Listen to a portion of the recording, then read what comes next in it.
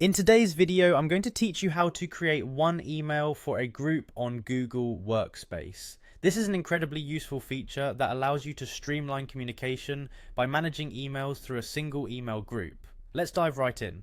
First, you'll want to open up Google Workspace. Within the interface, you'll spot the admin console. Go ahead and click on that. You might need to log in, so make sure you're using your business email for accessing this platform. If prompted, enter your login credentials and gain access to the admin features of your account. Once you're logged in, navigate towards the top right corner where you'll see the Google Apps menu. Click on this menu and look for the admin icon because that's where all the magic happens.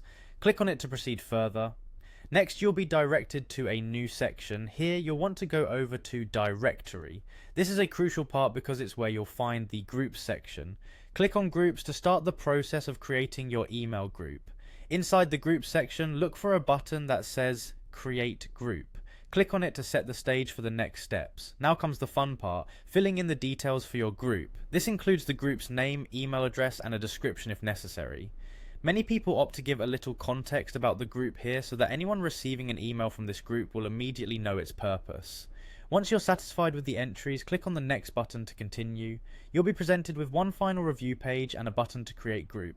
Clicking on this will officially create your group and bring you closer to sending group emails. Once the group is created, it's time to add its members. You'll see an option called Add Members To, which you should click. Then move on to the Add Members interface where you can type in the email addresses of individuals within your organization that you wish to add. After typing in an email, you should see their profile pop up. Click on the profile to make sure the right person is being added. Then click on Add To Group, which will place them in the newly created group.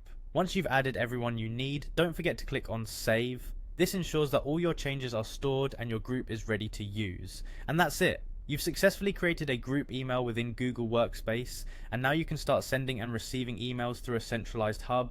This can be a real game changer for managing communication in large teams. Thanks for watching, and stay tuned for more handy tutorials like this.